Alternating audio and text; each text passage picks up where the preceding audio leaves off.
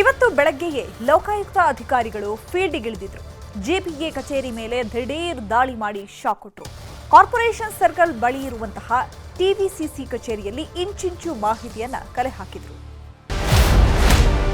GBA ಕಚೇರಿ ಮೇಲೆ Lokayukta raid.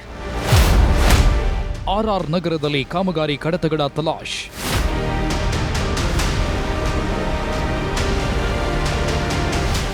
ಇವತ್ತು ಬೆಳಗ್ಗೆ ಗ್ರೇಟರ್ ಬೆಂಗಳೂರು ಪ್ರಾಧಿಕಾರದ ಅಧಿಕಾರಿಗಳು ಶಾಕ್ ಆಗಿದ್ದಾರೆ. ಜಿಬಿಎ ಕಚೇರಿ ಮೇಲೆ ಲೋಕಾಯುಕ್ತ ಅಧಿಕಾರಿಗಳು ದಿಢೀರ್ ದಾಳಿ ಮಾಡಿದ್ರು. ಕಾರ್ಪೊರೇಷನ್ ಸರ್ಕಲ್ ಬಳಿ ಇರೋ ಟಿಬಿಸಿಸಿ ಕಚೇರಿಯಲ್ಲಿ ಲೋಕಾಯುಕ್ತ ಇನ್ಸ್ಪೆಕ್ಟರ್ ಗೋವಿಂದರಾಜು ನೇತೃತ್ವದ 5 ಸದಸ್ಯರ ತಂಡ ದಾಳಿ ಮಾಡಿ ಕಡತಗಳ ಪರಿಶೀಲನೆ ನಡೆಸಿತು.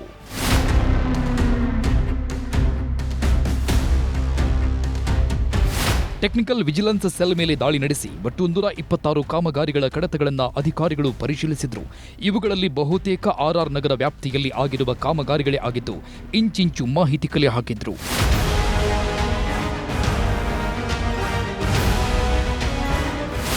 ಜಿಬಿಎ ಟಿವಿಸಿಸಿ ಸೂಪರಿಂಟೆಂಡೆಂಟ್ ಇಂಜಿನಿಯರ್ ಕಚೇರಿ ಸೇರಿದಂತೆ ಜಿಬಿಎ ವ್ಯಾಪ್ತಿಯ ದಕ್ಷಿಣ, ಉತ್ತರ ಹಾಗೂ ಪಶ್ಚಿಮ ನಗರ ಪಾಲಿಕೆಗಳ ಕಚೇರಿಗಳು ಹಾಗೂ 7 ಪಾಲಿಕೆ ಇಂಜಿನಿಯರ್ಗಳ ಮನೆಯಲ್ಲೂ ಶೋಧ ಕಾರ್ಯ ನಡೆಯಿತು.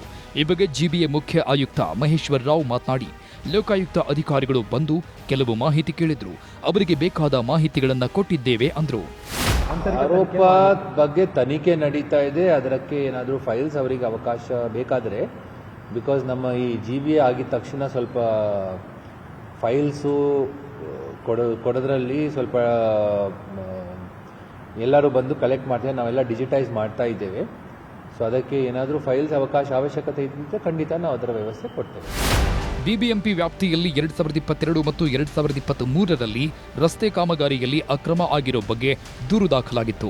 ಮಾಜಿ ಸಂಸದ ಡಿಕೆ ಸುರೇಶ್ ಈ ಬಗ್ಗೆ ಲೋಕಾಯುಕ್ತಕ್ಕೆ ದೂರು ಸಲ್ಲಿಸಿದ್ದರು. ದೂರಿನ ಆಧಾರದ ಮೇಲೆ ಎಫ್ಐಆರ್ ದಾಖಲಿಸಿ ಲೋಕಾಯುಕ್ತ ಪೊಲೀಸರು ದಾಳಿ ಮಾಡಿದ್ರು. 100 ಕಡತಗಳನ್ನು ಜಾಲಾಡಿ ಮಾಹಿತಿ ಪಡೆದುಕೊಂಡಿದ್ದಾರೆ.